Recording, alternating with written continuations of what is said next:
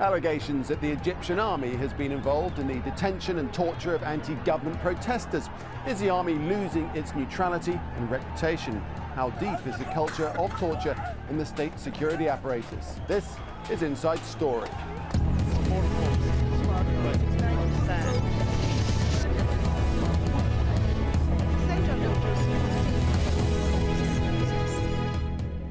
Hello, welcome to the programme. I'm Nick Clark. For years, torture has been described as an endemic problem in Egypt. Indeed, international human rights groups say that the Egyptian government's record on this issue is a huge part of what's still bringing crowds into the popular demonstrations that have been sweeping the country for more than 2 weeks. Well, torture and abuses are normally associated with the notorious state security intelligence agencies. But now it's said the Egyptian army, considered by the protesters as the custodian of the revolution, is reportedly involved in both disappearances and tortures. The revelations have come in Britain's Guardian newspaper. It says the Guardian has spoken to detainees who say they've suffered extensive beatings and other abuses at the hands of the military in what appears to be an organised campaign of intimidation. The Guardian says that human rights groups have documented the use of electric shocks on some of those held by the army. Well, 2 days after the army was deployed in key positions in central Cairo and other Egyptian cities, a spokesman for the armed forces made it clear on public television that the army will protect civilian protesters. The armed forces are present on the streets in order to ensure your safety and security. The armed forces have not and will not use force against this great nation, which has been supporting the armed forces throughout its great history. We emphasize that your armed forces are the shield and fort which protect our great nation from the dangers surrounding it. Well, we'll thresh out all the issues with our guests shortly, but first let's start with a military viewpoint. I'm pleased to say on the phone line from Cairo we have the military academic and strategist, retired Egyptian Army General Gamal Mazloum. Welcome to the programme, General. I'd like to ask first of all, the Egyptian Army claimed to be a neutral force but now stands accused of detaining hundreds, possibly thousands of government opponents, and at least some of them have been tortured. What do you say to that? You know, I didn't think that the Egyptian army have do something like that. Maybe some of them have been detained, but I don't think that something had tortured to them as mentioned in the Gazette. I would like to tell you that the Egyptian army have been received kindly from all the protesters or demonstrators, and it was a good relation between the two parts, and there is good cooperation between each other, but I think that these things which announced is not correct concerning the Egyptian army and its manners. But General, what you say goes against evidence that's been gathered from detainees who say they have suffered extensive beatings and other abuses at the hands of the military in what appears to be an organised campaign of intimidation. Maybe there is organised campaign just to gather them until something maybe new happens, or they can return to their home, something like that. Don't return to Liberation Square or something like that, as I said. But I think nevertheless that the Egyptian army can do that because they are keeping the good relation with the army since they have been entered to the cities in Egypt. But it could be that there are rogue elements within the army that are just carrying this out without the permission of the authorities. You know, we know that the Vice President Hosni Mubarak is a military one, and Prime Minister is also a military, and there is a Minister of Defense. They all have a good, I know that they have a good relation with President Mubarak, but I don't think that they can do something like that.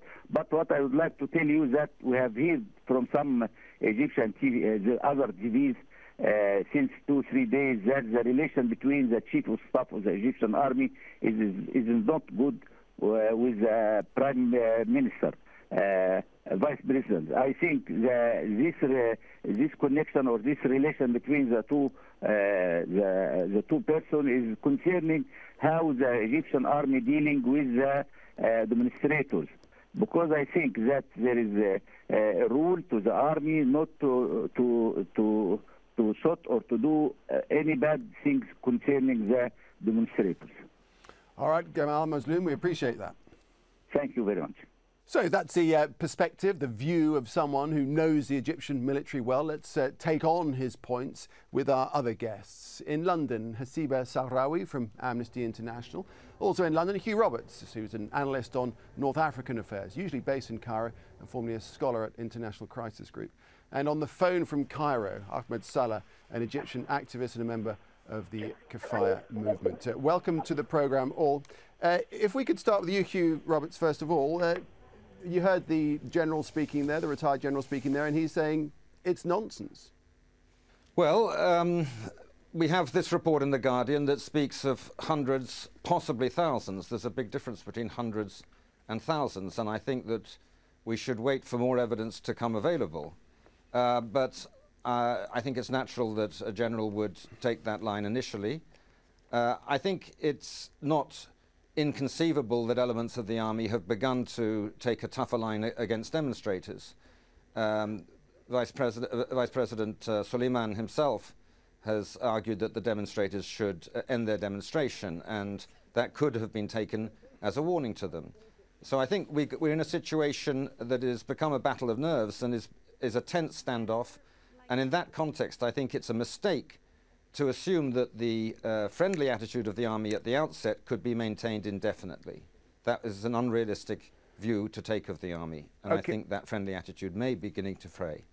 All right, let's get the view from Amnesty International. We could speak to Hasiba Sahrawi. Hasiba, no doubt you will not have been surprised by news of these allegations.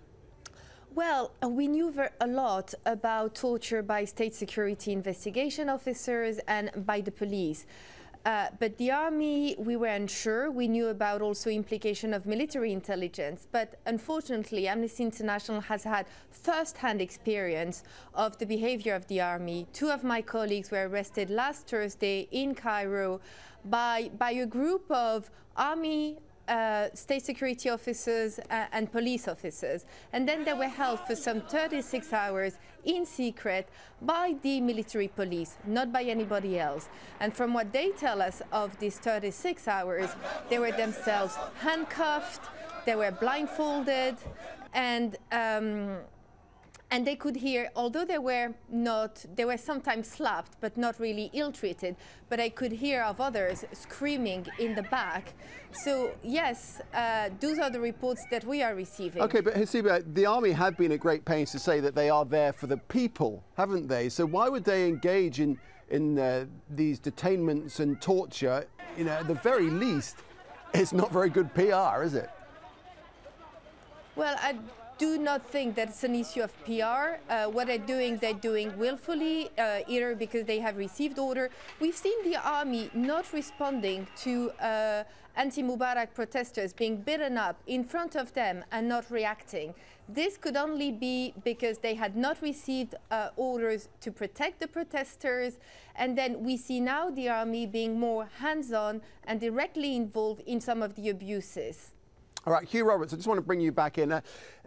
Would you say that the army are acting, if this is all true, if these allegations are true, would you say the army is acting on its own behalf or at the behest of the government?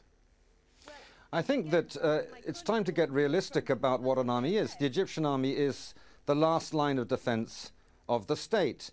And quite clearly, there was an element of agreement at the outset of the demonstrations between the army commanders and the protesters. There was an agreement that the scenario whereby the president's son Gamal should succeed should be abandoned. There was agreement that the president should not have another term, and that was the underlying foundation of the friendly attitude of the army in the streets to the demonstrators.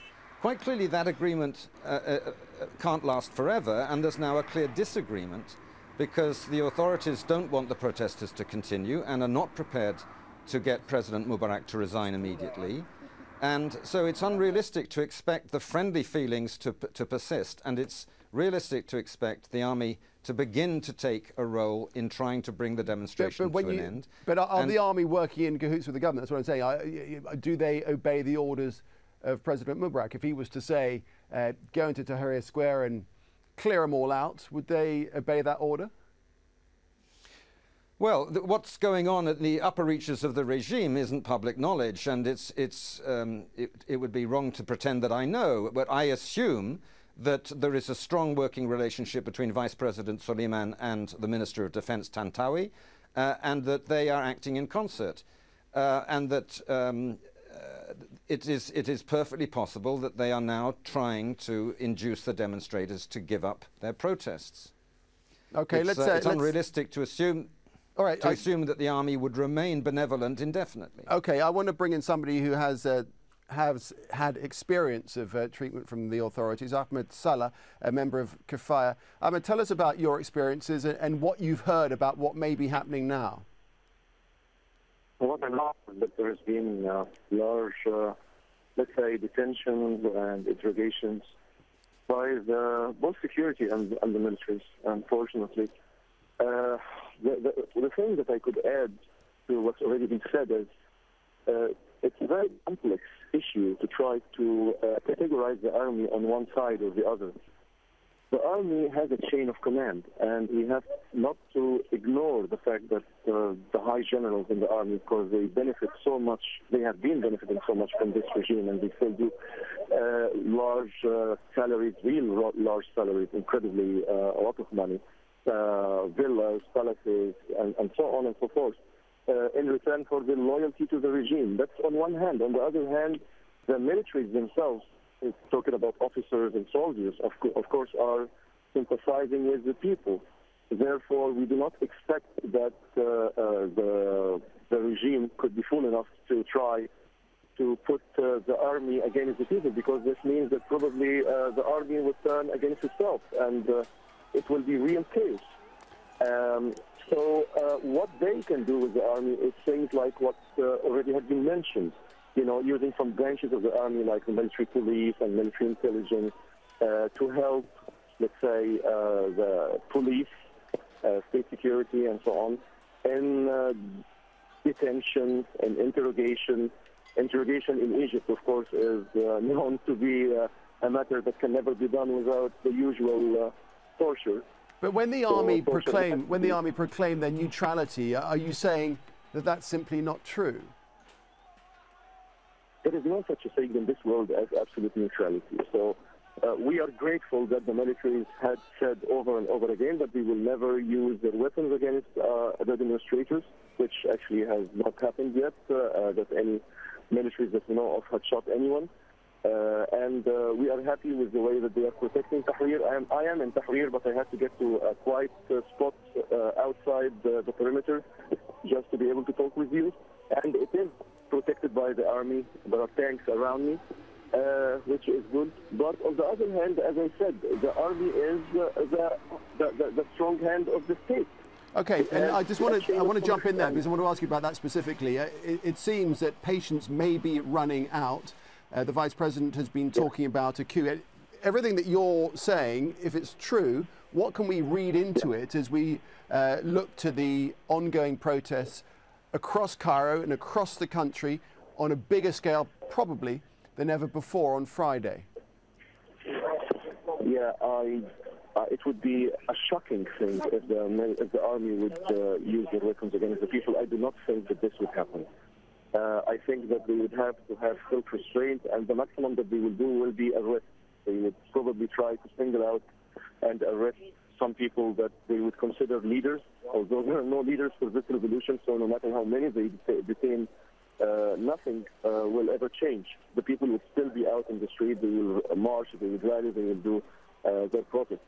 So that I believe, would be all that the militaries would be trying to do. Of course, we don't want to put the militaries in a possibility to clash with the people, and we are trying to work hard to avoid any possible clashes. Okay, So let me bring in Hasiba Sahrawi again from Amnesty International. What do you think that everything that we're seeing here, the protests that we're seeing here, are they ultimately down to one of the main factors anyway that's driven them down to the detainment and torture reputation, if you like, of certain areas of the security forces, Hasiba? Well, what we see is really some of the army working hand in hand with the other members of the security forces. at least in conducting the arrests and the ill treatment of protesters in the recent days. My colleagues, when they were arrested, they were told by the army that they were arrested for their own protection. And it's a bit the same thing. Protesters are being told that what the army is doing is for their protection. And therefore, I would just have a word of caution here. What we see is a crackdown. What we've seen over the last days is a crackdown on foreigners, a crackdown on journalists, and a crackdown on some of the protesters. A human rights organization was raided by the army together with other members of the security forces. And it could be another tactic of the authorities to try to discourage people to go and demonstrate. Well, Ghanim was detained again, and he said how he was blindfolded for 12 days. This is the reality of what's happening currently in Egypt, and we shouldn't try to have some wishful thinking about what role the army might play or might not play. For the moment, it is not neutral. The moment it starts arresting people simply for protesting, it is no longer neutral. Hugh Roberts. Well, I think that one should bear in mind that this situation is becoming really a really quite dangerous standoff because it's clear that the authorities are not prepared to concede the protesters' maximalist demand that President Mubarak resign immediately. By insisting on this demand, the protest movement is undercutting its own achievements in getting President Mubarak to renounce a further term and abandoning the succession of his son scenario. And the problem here is that the protest movement, as Ahmed Saleh said, doesn't have leaders, and therefore no one is giving it fresh perspectives. And we're looking at a situation that is bound to deteriorate unless the protest movement can begin to put forward other demands that the regime, what's left of the regime, can really consider. It's clear it's not going to consider the demand for the immediate resignation of President Mubarak, and that being the case, sooner or later it's going to start feeling it cannot endure these demonstrations any longer, and things are going to get very rough. Okay, so the let's protest just bring movement this needs back to develop leaders with a positive vision, or things are going to get very unpleasant indeed. I just want to bring this whole programme back to the issue at hand, which is these allegations of torture and so forth. All relevant, what you're saying, absolutely. But let's just talk about this specifically with Ahmed Saleh. This is the most powerful institution in the country, isn't it, the army? And it will have to decide if it backs the people or the president. It says that it will back the people, it will support the people, but Ahmed Saleh, if these allegations are true, it's already decided, hasn't it? Yeah, but it's not an absolute decision. As I said, this is the kind of compromise that seems to be the case with the militaries so far. This could be the maximum that they would do, because, as I said before, there is this tradition in this country that the militaries had never fired their weapons against the civilians, against the people, and they would like to remain this way. If you talk to any military, if you talk to any army officer, they would tell you the same. They don't want to fall into this. And because of this, I don't think that the orders would get to the militaries to fire their weapons against the people, but they would do the things that are, let's say, less directly harmful, such as detentions and torture, which are, of course, a kind of a way to side with the regime, to be on the side of the regime, but at the same time, it is not as harsh as the direct killing of people. All right, Hasiba, what's your view? Hasiba from Amnesty, what's your view how endemic, how ingrained this culture of torture is within the security services? And when a new government does eventually take place, as and when that happens, how easy will it be for that new government to erase it? Well, torture is rampant in Egypt. It's happening everywhere. It's happening in premises of state security investigation. It's happening in police station. And it is a practice that the authorities have denied until they were confronted to very graphic evidence of torture that we've seen circulating on YouTube and other websites. However, there is no real effort, no political will to address torture in Egypt. The whole system of repression is based on torture, because then you tortured, you sign confessions, and these confessions are used against you to secure your conviction before a special court or sometimes before a military court. The other element that one needs to keep in mind is the role of the vice president. Omar Suleiman has been involved in the rendition program of the CIA, has given diplomatic assurances to the United States that terrorist suspects returned to Egypt would not be tortured, and in spite of that, they were tortured. So it's very difficult to believe that there's a will to break with the practice of torture when at the very top of the state we have people who are actually well known for their involvement in or their endorsement of the practice of torture. Okay, Hugh Roberts, if you read some of the testimonies of these allegations, it seems to be that there's a great concern amongst the military or the security service or whoever may be carrying this out about the presence of so-called foreign elements among the crowds. That is a theme that has emerged, and clearly it can primarily be understood as an element of scapegoating. There has been some apparent attempt to whip up a certain amount of anti-foreign or xenophobic sentiment. I think that we should take things like this as warning signs of trouble to come. And I think we should also bear in mind that the whole question of the repression and the resort to torture, this is a feature of most authoritarian regimes, and the problem is that no one in Egypt at the moment has a formula for getting away from the authoritarian mode of government.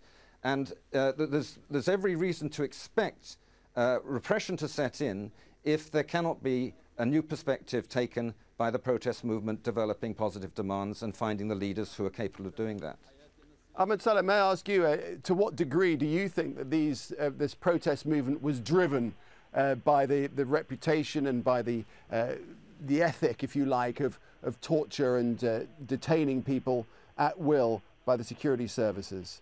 I think that this is a very important element. That's why you have seen at the early days that there were attempts to attack the notorious police stations, state security buildings. And some of these state security buildings, they have discovered mass cemeteries where they found skeletons of people that were tortured or killed or tortured to death or whatever. It's the people, one of the most important demands was to put on trial Habib al-Adbi, the former Minister of the Interior. This issue of torture, humiliation, and establishing fear in the hearts of the people for decades, it's a very important issue that the people are protesting about, but the people want to change the regime because of this. All right, Ahmed Saleh, we appreciate that, and also Hasiba Sahrawi and Hugh Roberts. Unfortunately, we've run out of time, but thanks very much indeed. And thank you for watching this edition of Inside Story. We're always keen to hear from you. Any thoughts, comments and suggestions, just drop us a line, insidestory@aljazeera.net. From me, Nick Clark, it's goodbye.